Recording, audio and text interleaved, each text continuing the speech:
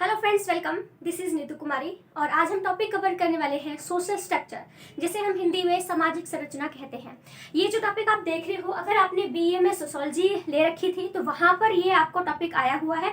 और आज जो टॉपिक कवर करवाने वाली हूँ ये एमए सोशोलॉजी में भी आया हुआ टॉपिक है, ठीक है। तो यानी कि इस वीडियो को जो बीए के स्टूडेंट है सोशोलॉजी के वो भी देख सकते हैं और एमए के जितने भी स्टूडेंट है सोशोलॉजी के तो वो भी देख सकते हैं।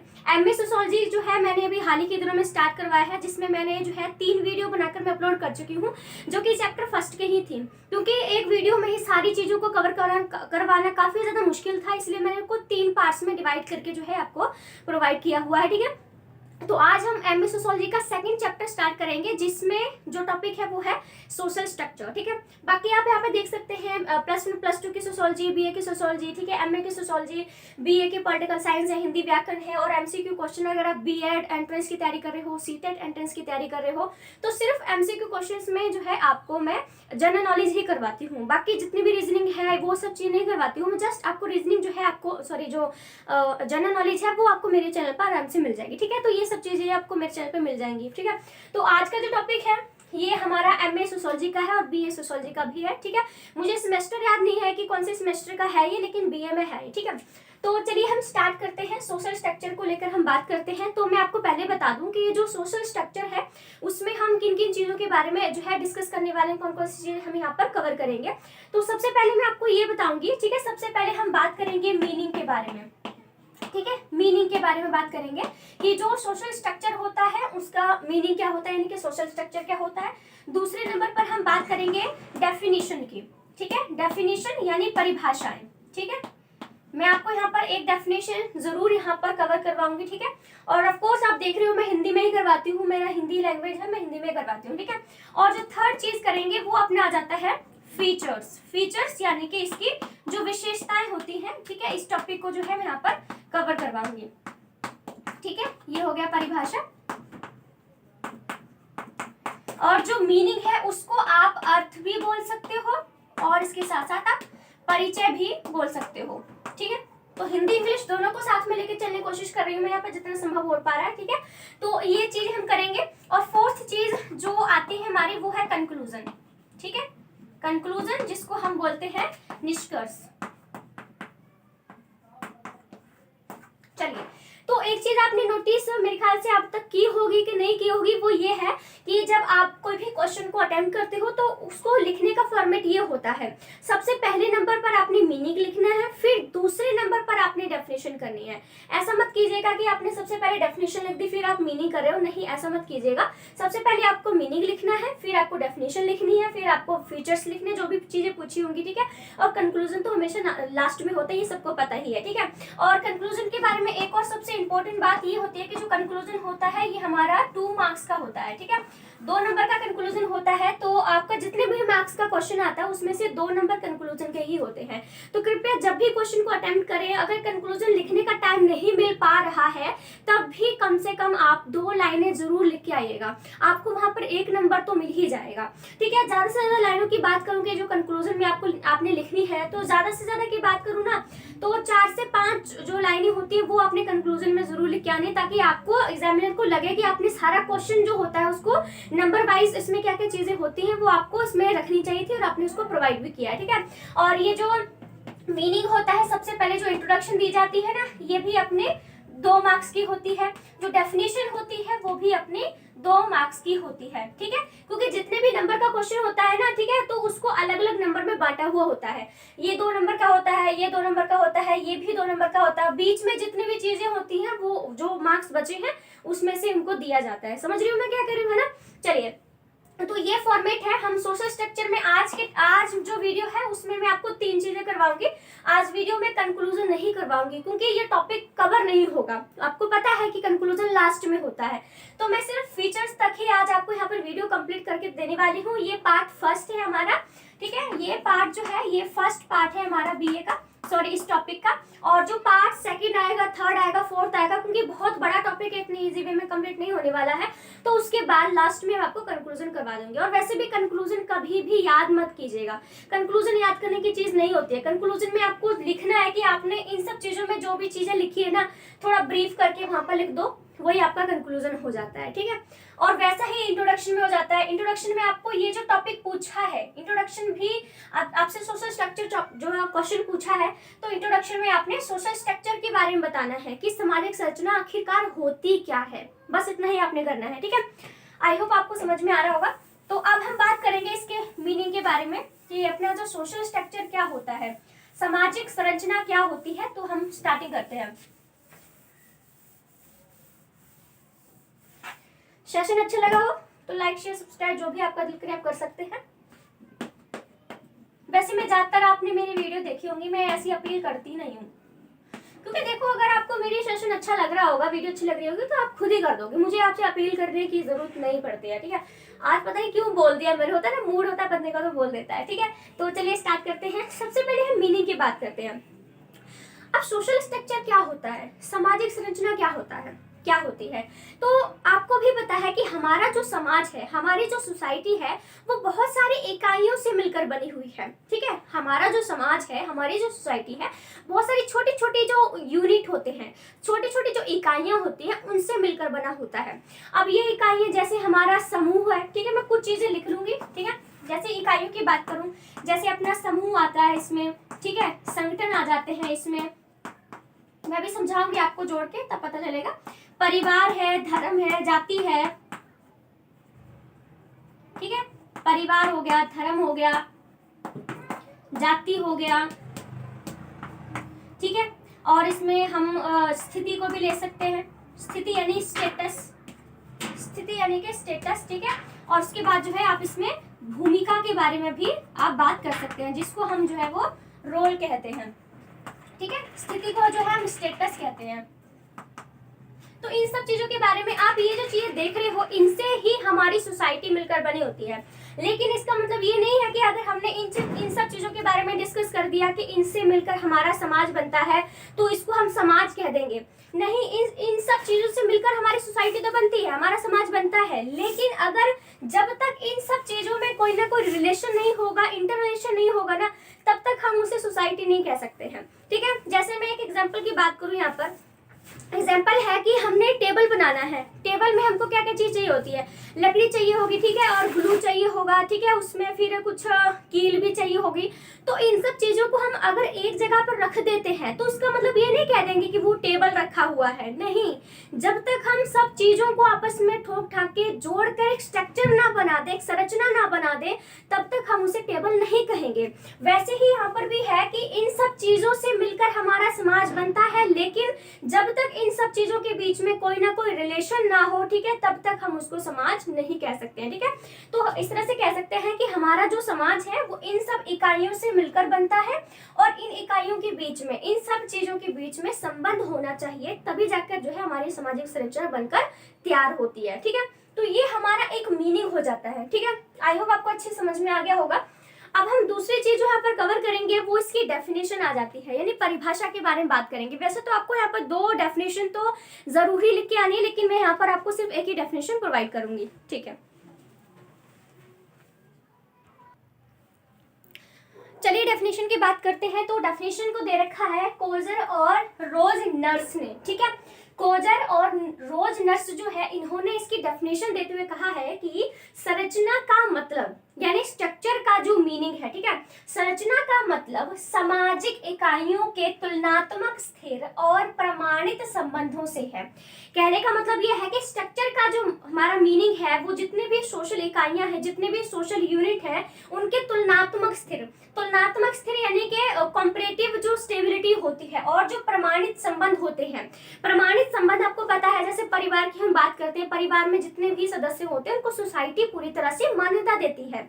अगर आपने देखा होगा कि अगर कोई लेडी ऐसी है जो बिना विवाह के माँ बन जाती है, तो उसका जो बच्चा होता है उसको सोसाइटी जो है वो एक्सेप्ट नहीं करती है, ठीक है। तो वही चीज लिख रखी है कि हमारा जो सोशल स्ट्रक्चर है, हमारी जो सामाजिक संरचना है, वो इन सब सामाजिक इकाइयों के तुलनात्मक स्थिर और जो प्रमाणित जो रिलेशन होते हैं, संबंध होते हैं, उनसे मिलकर जो है अपनी सोशल स्ट्रक्चर बनकर तैयार होता है, ठीक है।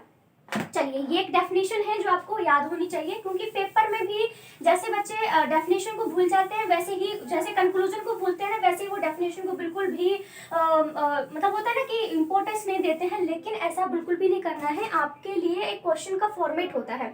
आपने भी देखा होगा कि आपने अपने जीवन में कहीं ना कहीं ये लाइन बोली होगी शायद कि मैं तो सारे पेपर करके आया था, फिर भी मेरे नंबर कम आए हैं। इसकी वजह सिर्फ यही है कि आपको क्वेश्चन को लिखने का फॉर्मेट नहीं पता है, कैसे क्वेश्चन को आपने लिख के एग्जामिनर के सामने देना है। वो अगर आपको पता लग जाता है तो फिर वो चीज़ एग्जामिनर को बहुत ही खुश कर जाती है, क्योंकि कई बार अपने आपसे भी डफर बच्चे होंगे जिनके कई बार आपसे ज़्यादा नंबर आ जाते हैं। इसकी वजह यही होती है कि वो लिखने का फॉर्मेट जानते हैं, क्योंकि एक पेपर को लिखने का तरीका भी होता है। अगर वो तरीका मिल जाए और प्लस आपकी नॉलेज मिल जाए तो आपके मार्क्स कोई भी नहीं कर सकता। ठीक है, तो चलिए फीचर्स की बात करते हैं, जो कि इसका तीसरा पॉइंट है।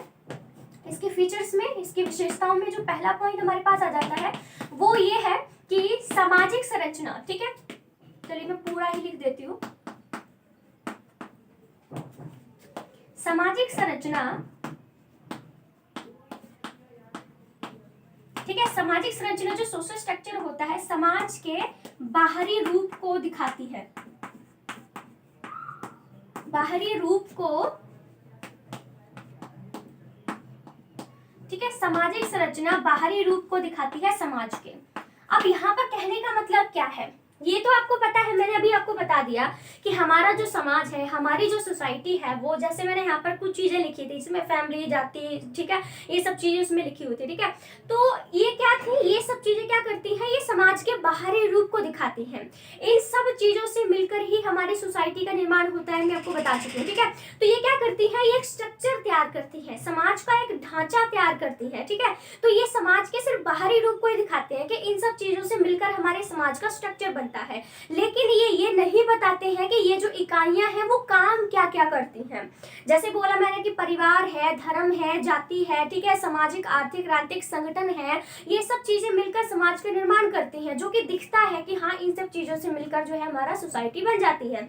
लेकिन ये जो अंदर की जो इकाइयां हैं, जो फैमिली है, धर्म है, जाति है, जो भी चीजें हैं वो क्या क्या काम करती हैं, इसके बारे में कुछ भी नहीं कहा गया है। इसलिए कह सकते हैं कि जो सोशल स्ट्रक्चर होता है वो समाज के बाहरी स्ट्रक्चर को दिखाता है।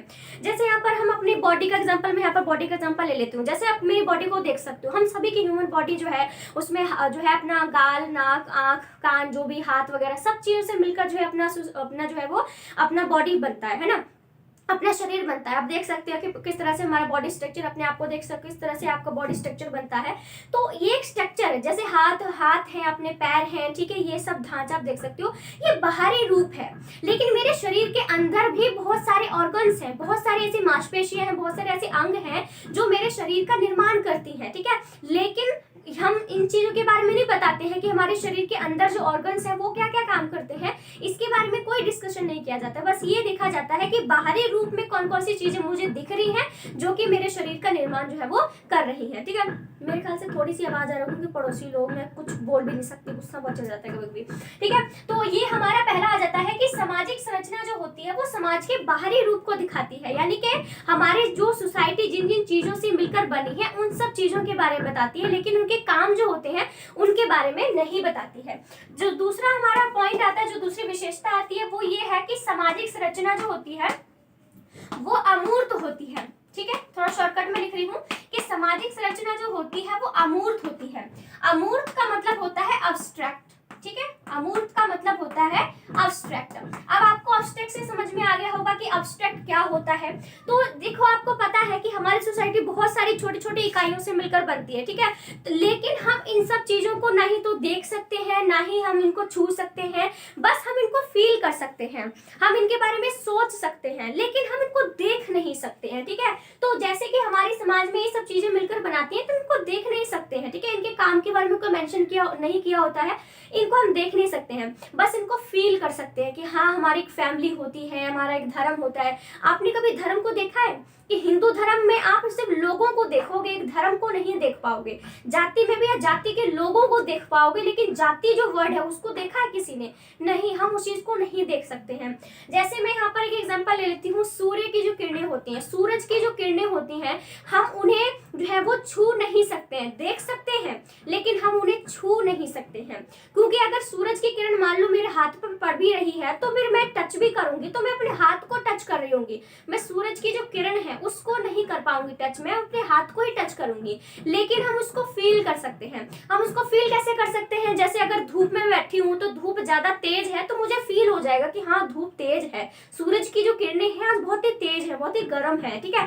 तो वही चीज हमारी सोसाइटी में आता है कि ये सारी चीजें मिलकर हमारे समाज का निर्माण करती हैं, ठीक है। तो इन सब चीजों को हम जो है वो छू नहीं सकते हैं लेकिन फील कर सकते हैं, इनके बारे में सोच सकते हैं, इनके बारे में बातचीत जो है आराम से की जा सकती है, ठीक है। अब इसके नेक्स्ट पॉइंट की बात करते हैं तो वो है परिवर्तनशील, ठीक है। परिवर्तनशील यानी कि चेंजेबल है, क्योंकि हमारे समाज में जो भी समाज से हमारी चीजें बनती है ना, ठीक है, वो परिवर्तनशील है। यानी कि हमारा समाज परिवार से बनता है, धर्म से बनता है, जाति से बनता है, अलग अलग प्रकार के संगठन से बनता है, ऑर्गेनाइजेशन से बनता है। तो इनमें क्या होता है, समय के साथ चेंज आता रहता है, बदलाव आता रहता है। लेकिन इसका मतलब ये नहीं है कि हमारा फैमिली नाम का जो वर्ड है वही सोसाइटी से उड़ जाएगा, वही पूरी तरह से खत्म हो जाएगा, ऐसा नहीं होता है। लेकिन हमारे फैमिली में थोड़ा चेंज आ जाता है, हमारे धर्म में थोड़ा चेंज आ जाता है, हमारी जाति में थोड़ा चेंज आ जाता है, लेकिन वो चीज वहीं के वहीं बनी रहती है, उसमें कोई चेंज नहीं आता है, ठीक है। पर ये है कि हमारी इन सब चीजों में थोड़ा थोड़ा करके बदलाव आ जाता है, वो पूरी तरह से खत्म नहीं होती है, आप इस तरह से कह सकते हैं, ठीक है। तो एक ये जो फीचर है हमारे यहाँ पर ये भी आ जाता है। अब नेक्स्ट फीचर की बात करते हैं तो वो है कि जो सामाजिक संरचना होती है, सामाजिक संरचना की जो इकाइयां होती है, हर इकाई का अपना एक स्थान होता है, ठीक है। इसमें फोर्थ जो फीचर आता है वो है कि सामाजिक संरचना, आप लिख लीजिएगा कि सामाजिक संरचना की जो हर इकाई, चलो मैं लिख देती हूँ, है ना, आपको ठीक रहेगा, ठीक है। सामाजिक संरचना, सामाजिक संरचना की, ठीक है, सामाजिक संरचना की हर इकाई का, ठीक है, ओके, सामाजिक संरचना की हर इकाई का एक निश्चित स्थान होता है। सामाजिक संरचना की इकाई का एक निश्चित स्थान होता है। अब निश्चित स्थान का मतलब क्या है, ठीक है, ओके, परमानेंट पोजीशन आप कह सकते हो, ठीक है। तो आपको मैं कई बार बता चुकी हूँ कि हमारा सोशल स्ट्रक्चर जो है, हमारा समाज है, वो किन किन चीजों से मिलकर बना है, ये आपको अच्छे से पता है ना। तो ये क्या है कि यहाँ पर निश्चित स्थान की बात करी है, परमानेंट पोजीशन की जो है यहाँ पर बात करी है। अब जैसे मैंने आपको बताया था कि हमारा धर्म है, हमारा परिवार है, हमारी जाति है, हमारी सामाजिक, आर्थिक, राजनीतिक जो संस्थाएं हैं, जो संगठन है, ठीक है, ये सब चीजें मिलकर हमारे समाज का निर्माण करती हैं। और इन सब चीजों का अपना एक अलग महत्व भी होता है, अपना एक अलग इंपॉर्टेंस भी हमें वहां पर देखने को मिलती है, ठीक है। जैसे कि धर्म है, अब धर्म का काम परिवार नहीं कर सकता है, धर्म का काम सिर्फ धर्म ही कर सकता है, ठीक है। तो परिवार का काम स्कूल नहीं कर सकता है, ठीक है। आपको पता है कि फैमिली को जिस तरह से बच्चों को पैदा करना है, इस वजह का वो स्कूल नहीं कर सकता है, स्कूल जो है वो धर्म का काम नहीं कर सकता है, धर्म स्कूल का काम नहीं कर सकता है। यानी जितनी भी चीजों की इकाइयां हैं, जितनी भी इकाइयां हमारी सोसाइटी में मौजूद है, वो सब चीजें अपनी अपनी जगह पर एक महत्व रखती हैं और सिर्फ वो उस काम को वही कर सकती है और कोई काम वो दूसरा उसकी जगह लेकर नहीं कर सकता है। धर्म का काम सिर्फ धर्म ही करेगा, परिवार में जो भी पालन पोषण होता है वो सिर्फ फैमिली ही कर सकती है, स्कूल में पढ़ाना लिखाना है, बच्चों को कुछ बनाना है, वो सिर्फ स्कूल ही कर सकता है, वो फैमिली नहीं कर सकती है। फैमिली जो बच्चों को पढ़ाती है वो कुछ ऐसी नॉर्म्स एंड वैल्यूज पढ़ा देती है, लेकिन डिग्री वाली जो एजुकेशन देते हैं हम लोग वो स्कूल, कॉलेज, विश्वविद्यालय में जाकर ही हमको मिलती है। तो जितनी भी सोसाइटी, जितनी भी यूनिट से, जितनी भी इकाइयों से हमारा समाज बनता है, उनकी अपनी एक अलग इंपॉर्टेंस होती है, वही के वही उनका महत्व भी होता है, ठीक है। अब एक पॉइंट और इसमें आ जाएगा, वो है सर्वव्यापक, ठीक है, सर्वव्यापक। सर्वव्यापक मतलब आप यहाँ पे यूनिवर्सल बोल सकते हो, ठीक है, सर्वव्यापक यानी कि यूनिवर्सल। अब सर्वव्यापक यानी कि यूनिवर्सल क्या होता है कि आपको मैंने बताया कि हमारा जो समाज है वो बहुत सारी इकाइयों से मिलकर बनता है, ठीक है, ये आपको अच्छे से पता है, ठीक है। तो ये ऐसा नहीं है कि ये जो भी हमारा समाज, जिन जिन चीजों से हमारी सोसाइटी बनी है वो सिर्फ इंडिया में ही है। ये सब चीजें, धर्म है, जाति है, परिवार है, राजनीतिक सामाजिक संगठन है, समूह है, संगठन है, जो भी चीजें हैं वो दूसरी जगह पर भी वही चीजें मिलकर समाज का निर्माण करती हैं। हमारे जो भारतीय समाज है उसको भी यही चीजें बनाती हैं और अमेरिका के समाज को भी यही सब चीजें बनाती हैं। यानी कि ये सब चीजें हर जगह मौजूद होती हैं। धर्म है, जाति, फैमिली, फैमिली हमारे इंडिया में भी आपको देखने को मिल जाएगी, फैमिली अमेरिका में देखने को मिल जाएगी, चाइना में देखने को मिल जाएगी, जापान में देखने को मिल जाएगी। वैसे धर्म, हमारा ये धर्म है तो उनका का भी धर्म है, भले चेंज धर्म में अलग अलग चेंज हो लेकिन धर्म तो है ना, वो चीज हमारी यहाँ पर आ जाती है। ठीक है, और उसके बाद ये है इसमें अंतर्निर्भरता होती है। ठीक है, अंतर्निर्भरता का मतलब होता है इंटरडिपेंडेंसी। ठीक है, इंटरडिपेंडेंसी का मतलब यहाँ पर है कि ये जो भी इकाइयां हमारे समाज का निर्माण करती हैं, जिससे हमारी सोसाइटी मिलकर तैयार हो जाती है, ठीक है, तो वो क्या करती हैं, ये एक दूसरे पर डिपेंडेंट होती हैं। जैसे कि जो फैमिली है वो स्कूल पर डिपेंड होएगी, क्योंकि जो परिवार है उसने अपने बच्चों को पढ़ाना है तो उसे स्कूल भेजना पड़ेगा। ठीक है, धर्म जो है वो पूरी सोसाइटी पर डिपेंड करेगा।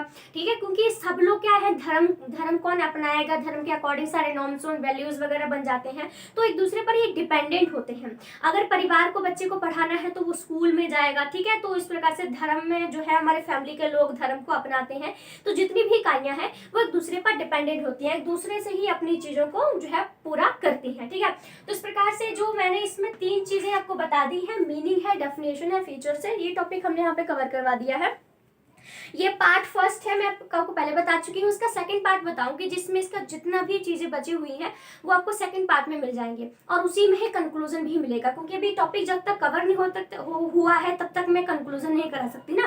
ठीक है, तो इस प्रकार से ये टॉपिक अपना सेशन खत्म हो चुका है। अगर अच्छा लगा हो तो लाइक शेयर सब्सक्राइब जो भी आपका दिल करे आप कर सकते हैं। So thank you so much friends, thank you.